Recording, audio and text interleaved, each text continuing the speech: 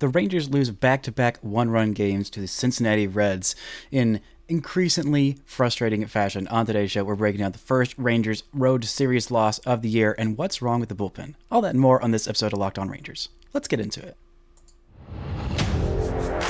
You are Locked On Rangers, your daily Texas Rangers podcast. Part of the Locked On Podcast Network, your team every day.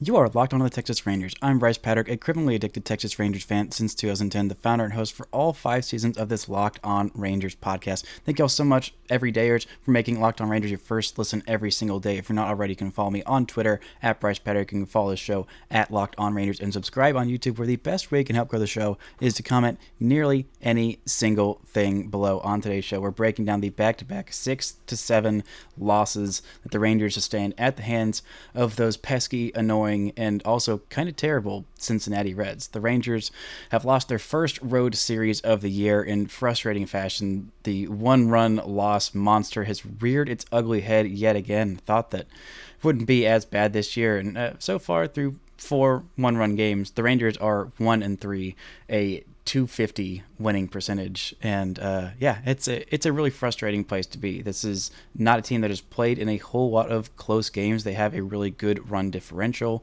I believe it was the second best heading in all of baseball heading into this series against Cincinnati, because the Rangers kept blowing out their opponents. They were playing a bunch of bad teams, and also they played the Phillies, and also they blew out the Cubs once. They also blew out the Royals quite a few times. They blew out the Astros in their series finale of a series they won on the road against the Astros. And this team has not been in a whole lot of close games. The bullpen's numbers have been very good because, frankly, they haven't been in a whole lot of high leverage situations. When they have, it has been in kind of the middle innings. Sometimes those blowouts, like that one against Houston, that was close for pretty much the entire game, and the Rangers did need some high leverage bullpen innings, but they were able to blow it open late in that one, make it look like a blowout when it was really back and forth until the later innings of that one. But Will Smith has been one of the few arms that I feel comfortable in those high leverage situations. Even Jonathan Hernandez, I feel kind of more comfortable in general, but even he's had some outings where he couldn't even get an out, and Bochy pulled him pretty early. Brock Burke, I still trust back there. Jose Leclerc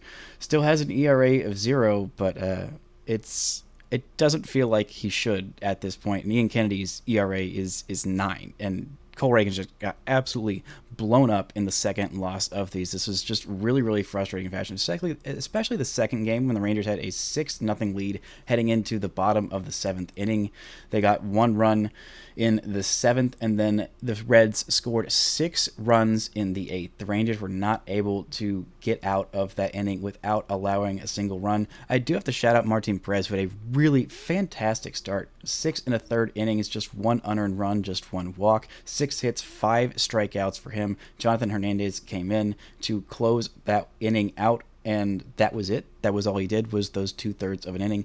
Then in comes Cole Reagans with a clean inning, and he just gets blooped and duped and shanked. And just everything was bad for him. Everything was really bad for Cole Reagans. It was just not the outing that you wanted to see from him. He's a guy who has not been in the pen in his career. He has been a starter, and I think that this is in a really difficult transition for him. He was the biggest storyline of spring training, him and his velocity jumping up another level. He was in the low 90s, and then he comes out in spring training and starts sitting in the mid 90s, touching 97, might have even touched 98, I believe. I know he's touched 97 in the big league because his fastball sits 96, and it's pretty consistently there, and it's already got some really, really great spin rate. So the Rangers didn't have a starting job open for him, and so they put him in the pen as one of the longmen, because the guy who they thought was going to be their longman in Jake Odorizzi ended up not pitching at all for them this season. So they needed him and Dane Dunning in the pen, and for the most part, those guys have done okay, but neither of those guys are particularly, used to pitching in the pen. Dane Dunning did pitch in the bullpen when he was in college at Florida. There were a lot of other really great arms on that staff, but Reagans has not been in the pen. He was drafted out of high school, missed a lot of time with a couple of Tommy John surgeries and with the pandemic as well, so he doesn't have a whole lot of time in the minor leagues, but he absolutely crushed it in those upper minors the last couple of years, and with that fastball velocity jumping up and playing up because of that spin rate, it seemed like the Rangers needed him in their pen. They needed a lefty with some of that primo stuff. Brock Burger's got okay stuff. There's just not a whole lot of guys with just that primo gas, that extremely high velocity. Jose Leclerc is the Rangers' closer at the moment, and he sits 94 with his fastball. Granted, the spin rate in the top 3% of baseball, 97th percentile, but still, the velocity used to be a little bit higher. Used to be 96, 97 with that insane spin rate, and his off-speed stuff is really freaking good, so that plays up. But still, you like to have guys with some of that premium stuff in your pen. The Rangers don't have a whole lot of it. They have Ian Kennedy, they have Dane Dunning, they have Cole Reagans, whose stuff is about as premium as it gets in the Rangers pen, and Will Smith, who's been incredibly effective, but he's not out there throwing 95, 99, or anything like that. He's doing what he's doing well, but still, it is not exactly the most terrifying stuff. And the Rangers do have some options in the minor leagues.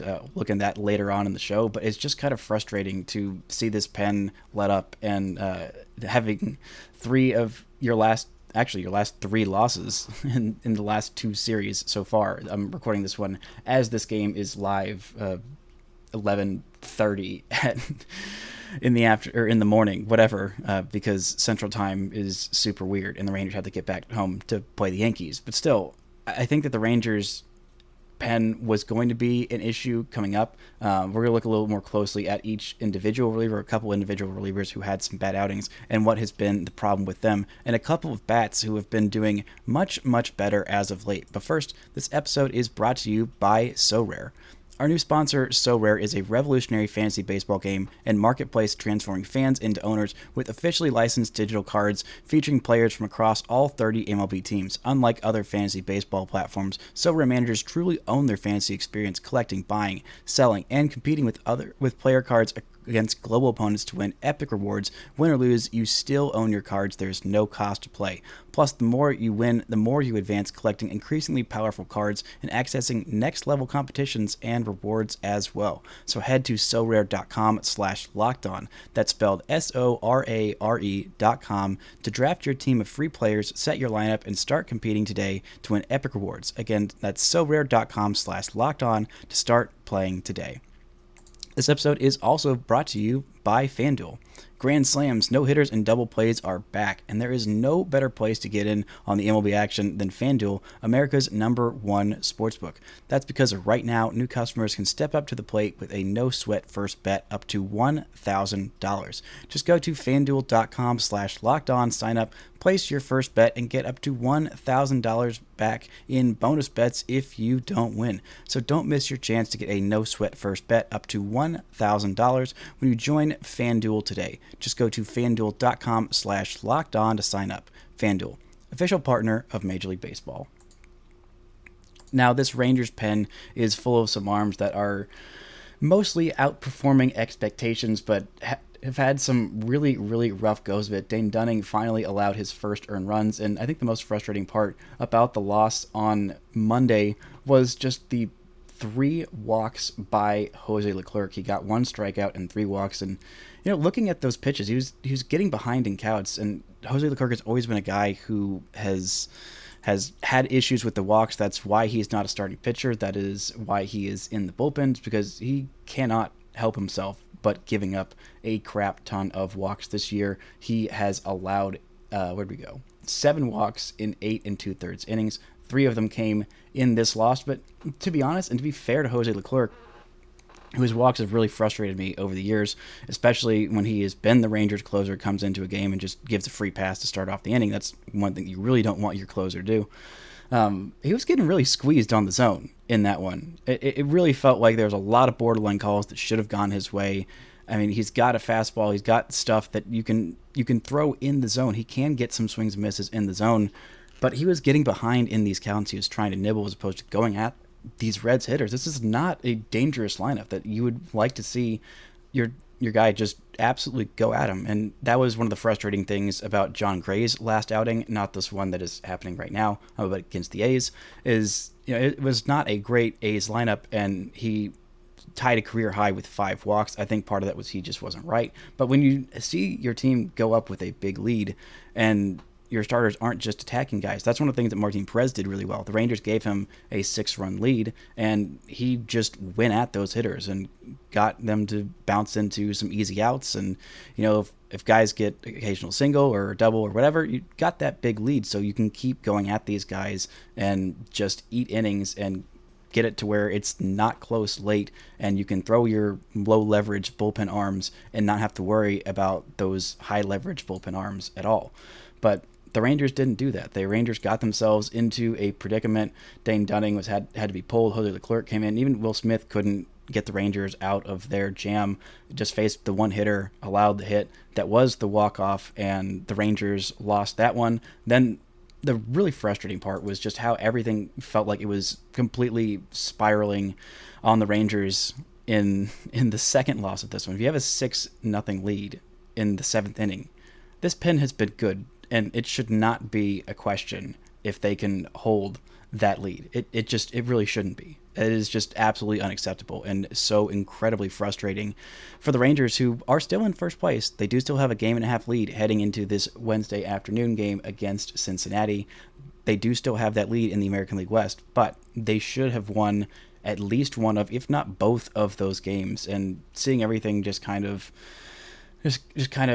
fall away was so incredibly frustrating. The stuff for Cole Reagans really wasn't all that different than what he's been doing. I mean, he was averaging 95 miles an hour with his fastball, hitting 97. The spin rate was not that different on any of his pitches. His curveball, his changeup, he only used one cutter, and just everything was getting hit. And it was just really frustrating to watch things spiral on him and not be able to, kind of come out of it. And Ian Kennedy came in and he got lit up really hard as well. And I went to go look at Baseball Savant's page for Ian Kennedy, and I thought, okay, he's going to have blue numbers everywhere. If everything is bad, he's not going to be able to get guys to swing and miss and whatever. And that's not the case. His expected numbers, his whiff rate is in the top 4% of baseball. He's not allowing guys to barrel up pitches. He's in the 94th percentile there.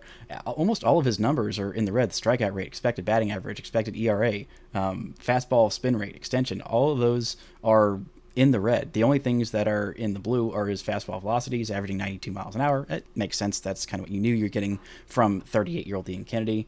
But the fastball spin rate is still in the top 20% of baseball. Not getting guys to chase out of the zone, 37th percentile there. But everything else is either in the red, or his hard hit rate was 51st percentile. So the guy is doing what you're expecting. He's just kind of getting a little unlucky at this point. His expected ERA is 2.52. His actual ERA is 9.0. So this is not a guy who is really getting all that lit up, but he has just had some really bad luck. And Cole Reagans, his numbers are a little bit more questionable and not as good as I thought they would be. He's still walking guys at a big rate. I thought that wouldn't be as much of an issue. When he had that premium gas, he's able to get guys to chase more. So far, it's not the case. He's in the bottom 7% of baseball in getting guys to chase out of the zone.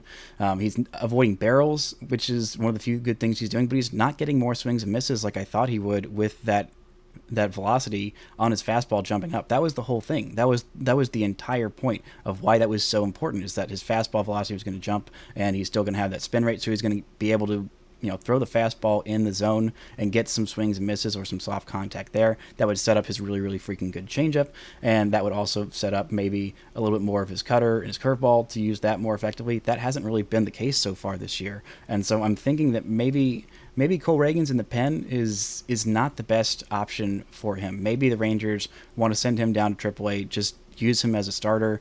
I mean, it is a small sample size. We're only, less than a month into the season at this point. Maybe we're a little closer to a month. How many games are we at so far? If we can do some quick math, of 23 games into the season, so it's not the biggest sample size in the entire world, and it's easy to watch 2 one-run losses that are incredibly frustrating and think, everything needs to change, fire Bogey, fire Chris Young, whatever, because it's been so long of adjusting to those expectations of occasionally even the good teams are going to lose a couple of one-run games to the Cincinnati Reds. I mean, maybe not that specifically, but things like this are going to happen. Even the good teams will drop an occasional game to the Oakland A's. The A's aren't going to, win just 4 games for the rest of the entire season. Sometimes that'll happen, and unfortunately sometimes it'll happen against your team, but it is very obvious why these frustrations are coming to bat. But there have been some good parts for the Rangers the last couple of days coming up. We're going to get into that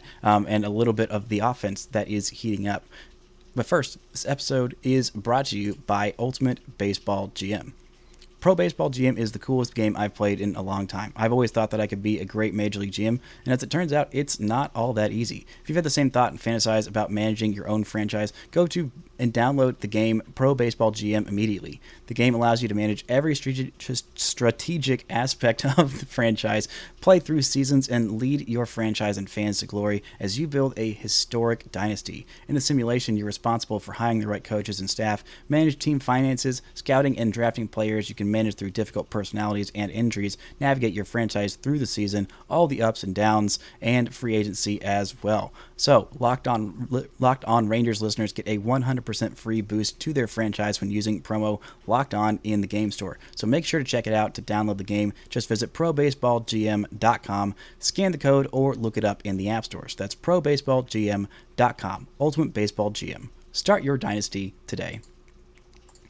Now, thanks so much to the Everydayers for making Locked On Rangers your first listen every day. Sorry I was not there on Tuesday for a show. Been a really rough couple of mental health days for me, and I just didn't really have it in me to talk about a one-run loss to the freaking Reds. And I appreciate y'all for understanding and being there every day. I'll be back tomorrow. I'm recording late tonight with Jeff Carr, host of Locked On Reds, and the other host of Locked On Reds may also be present. We'll see. We'll do a wrap-up of this series, and maybe I'll look ahead at the Yankees series as well. That's going to be a fun 4 games. But thank you all so much for being the Everydayers. The Rangers take on the Yankees at 7:05 Thursday p.m. Central Time. Garrett Cole versus Andrew Heaney. You can catch every pitch with the hometown broadcast on SiriusXM. Just download the SXM app and search Rangers. Now, Josh Young has been heating up for these Texas Rangers, having a really, really good rookie season. Right now, he has an .821 OPS heading into this game, a pair of home runs, a big 2-run double in the second game of this series, and he has been absolutely lighting it up, as has Ezekiel Duran. And we also got to see, I got to give a shout out, because this is a big, big moment for Josh Smith, who hit his first home run of the season. It was not like his first home run last season that was hit 250 feet, I believe, and botched to heck, like basically a Little League home run at the big league level and inside the Parker.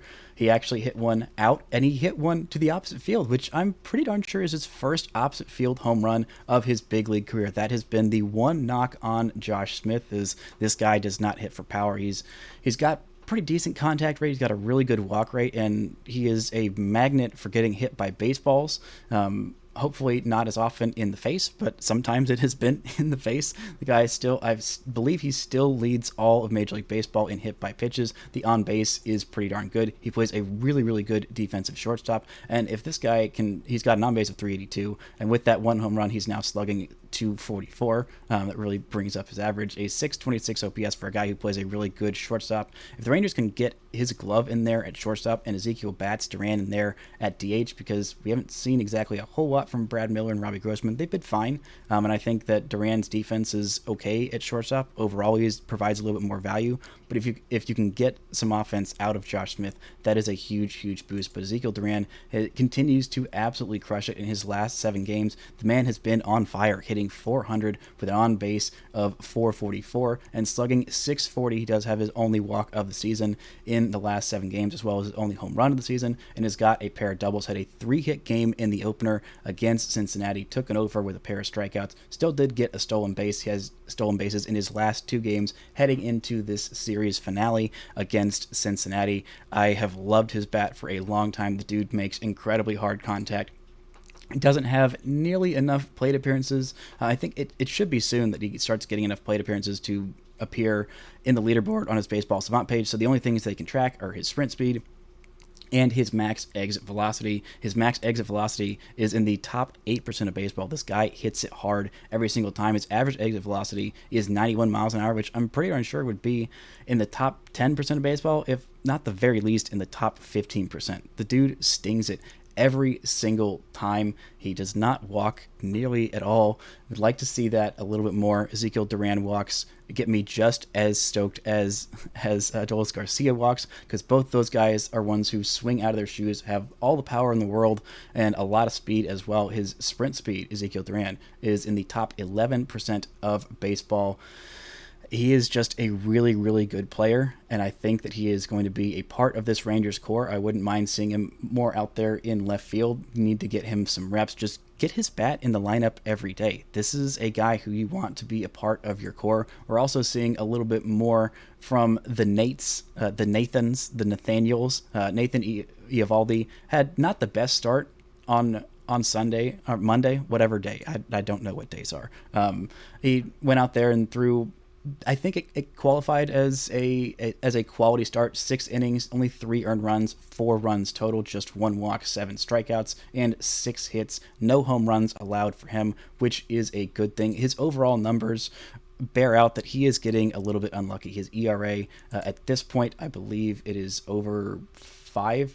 Yes, still over 5 at 5.20. Leads the team in innings pitched with 27 and 2/3. Has 31 strikeouts, so 10.1 walks per 9, 1.6 or 10.1 strikeouts per 9. Whew, that would be bad. And 1.6 walks per 9. That is what you thought you were getting from him. Also 11.1 hits per 9. That is a little bit more than is expected. Nobody is barreling him up. His fastball spin rate is about where it has been. The velocity is at 95 miles an hour, which is not exactly where you want it to be with him. You will want it to be more of the 96, 97 range. It's ticked down the last couple of starts. I think that'll pick back up, and the splitter is really, really effective, but his expected ERA is one that's also significantly below what his actual ERA is. His actual ERA is up at 5.20. His expected ERA is at 3.73. The Rangers have one of the best expected ERAs from another one of their starting pitchers, Jacob deGrom. It's, I believe, at 1.91. It's below 2. The only other starter, I believe, who has a lower expected ERA is Drew Smyly, who had one of the weirdest perfect games. There we go. Only 2 starting pitches with an expected ERA under 2 this year. One is Jacob deGrom. The other is Drew Smyly, the former Ranger. That is from Bleacher Nation on Twitter. A friend sent that to me, and I thought, wow, that's incredibly weird. Former Ranger great Drew Smyly and current Ranger great Nathan Eovaldi, who will be facing off against the Yankees on Friday night. That should be a really, really fun one. But this Rangers lineup is getting some hot performances from guys. Nathaniel Lowe is also heating up, had a absolute moonshot in the second game of this series. It's nice to see him heating up. He hasn't put on an absolute show so far this season, but the expected numbers are all of the Baseball Savant numbers look relatively pretty good. He's not quite barreling stuff up at the same rate as he was last year, but he is putting together some decent performances. The walk rate's down a little bit, the barrel rate's down, the hard hit rate's down just a little bit, but the expected batting average, expected slugging, all those numbers are pretty good, and I think eventually that will continue to trend upward. Right now he's got a 740 OPS. Not terrible. It's not terrible by any means. It's fine. The walk rate is a little above what it was last year, 7.7% as opposed to 7.4. If that's what it is, then that's fine. It doesn't need to be the 12% that it was in his first year with the Rangers, which was in the top 10% of baseball, 12.5%. If he is being more aggressive and not walking as much and just getting some really hard contact and sacrificing a bit of those walks, you'll take that. Home run's better than a walk, and you just need enough of them to keep the pitchers in the zone, keep them honest, and keep them throwing you some pretty good pitches. But this lineup has been deep, and this team has been doing better. The starting pitching has been pretty good. The bullpen is frustrating, and I do want to take a little bit of a look at some of the guys in the minor leagues who I think could end up making this major league roster. I think Mark Church is a guy who the Rangers really thought about bringing up so far in Double-A. He's pitched in 5 games, a 2.70 ERA, 13 strikeouts in 6 2/3 innings. I think he might be still a little raw for the Rangers to bring up and throw in the pen, but definitely something they'll consider. I know that there's been some consideration about Owen White eventually, potentially coming up into the pen for the Rangers. His stuff would play up quite a bit, and I think that would give the Rangers something with really, really nasty stuff and also kind of limit his innings as well because he has had some injury problems in the past. But yeah, not exactly something that I would be petitioning for, especially not this early in the season. Antoine Kelly has had some success. He's one of the guys who the Rangers got in the Matt Bush trade. Mark Mathias is the other who is with the Pirates and doing really well as I believe their everyday second baseman, or at least a pretty good part of that team. Not that the Rangers are particularly, sad to not have him. I mean, I really like Mark Mathias, and I thought that he'd be a bigger part of this team. But when Ezekiel Duran, Josh Smith, and Travis Jankowski are putting together those quality at bats as they have been, then you're not really missing him as much. But Antoine Kelly was one of the other guys. He's got some premium velocity. He's thrown 5 2/3 innings with 9 strikeouts, but he also has 8 walks. So I don't think that's necessarily going to be an option out of the pen. Grant Wolfram, the 26-year-old, I believe he is a lefty, 6 1/3 innings for Frisco, only 2 base runners, 2 hits, no home runs, no walks, and 8 strikeouts. All this is a really, really small sample size, but I think it's something that the Rangers are considering making a change. Ian Kennedy's expected stuff. I think that the last 2 games, it's just kind of, you got to chalk it up to some fluky losses. It'll happen. Things happen. You move on, and eventually you will forget about it. John King is performing pretty well in AAA so far this season. 11 1/3 innings, just 9 strikeouts, but only 2 walks as well for him. He's a guy who I think could be a candidate to come up. Zach Kent is on the IL. Otherwise, I would have thought that he would have been a candidate. I can't remember exactly what the injury is. It's going to be for a little while. Joe Barlow is performing well. I'm not sure what the rate is on his velocity. If his velo starts ticking back up, then maybe he will come up into the Rangers pen, but he's only got 5 strikeouts in 6 1/3 innings so far. So it makes me think the velocity is still more in the low 90s as opposed to the mid 90s. If it gets back up to the mid 90s, then maybe we'll start thinking about, maybe the Rangers will start thinking about bringing him up. But the other guy, the last guy who I think maybe had an outside shot of coming up into the pen out of spring training, and if the Rangers decide to send Cole Reagans down to AAA to just be a starter, then I think Chase Lee, the Viper, the sidewinder, the sidearm right-hander who the Rangers drafted out of the University of Alabama, Roll Tide, is performing really, really well so far in AAA this season. 7 outings for him so far, a 1.54 ERA, 11 2/3 innings, and 16 strikeouts to just 3 walks. That's 12.3 Ks per 9, 6.9 hits per 9, which is pretty darn nice, and 2.3 walks per 9. He's got some deceptive stuff. Not a guy who is going to have that primo gas that I kind of want, but definitely someone to keep an eye on. The last one that I will mention is Yeri Rodriguez, a guy who I also thought was going to maybe make the pen out of spring training. That ended up not happening. The question with Yeri Rodriguez, he's got a 97-mile-an-hour sinker that is just absolutely nasty. And the question about him is really the question about pretty much all relievers in the minor leagues is, can they be consistent? Yeri has put up some pretty good numbers so far in 7 outings, 9 1/3 innings in those 7 outings. So a couple of multi-inning outings, 14 strikeouts, 3 walks, no home runs so far, just 2 earned runs, a 3.9 hits per 9, 2.9 walks per 9, and 13.5 strikeouts per 9 innings. I think that he will see the pen at some point this year. Did make his major league debut in the final game of last year. Kind of went unheralded and a little bit unnoticed, but I think that he will see the pen at some point this year. I don't know at what point we'll see him. I don't know what the Rangers will change about their pen. I don't think that they're going to, DFA Jose Leclerc or anything like that, but it's definitely something to make mention of. It's definitely something to keep an eye on.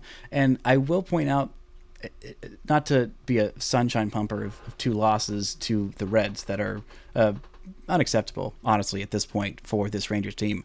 But there is something cathartic about feeling something about baseball, about feeling pissed off about a one-run loss to the Reds, and not the same pissed offness that Rangers fans have felt for the past, I don't know, 3, 5, however many years it's been since they've actually fielded a competitive team, of just the kind of numbness that's like, oh, well, this was bound to happen. This team sucks, and that's just what it is.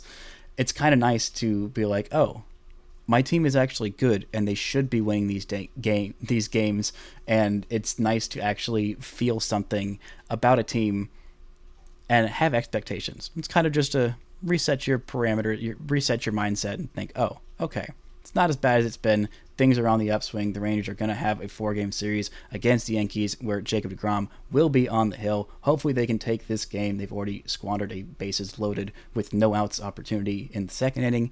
Hopefully that is not a harbinger of bad things to come, and taking a sweep at the hands of the Reds, get the win, head into the weekend series against the Yankees, take 3 out of 4, feel much better about yourself, and get some national writers thinking, okay, maybe this Rangers team is legit, because it is very, very fun to have expectations on Texas Rangers baseball yet again. Again, like I said, I'll be back tomorrow with a crossover episode with Locked On Reds to recap this series a little bit more. But that's going to do it for today's show, and until next time, don't forget to enjoy baseball.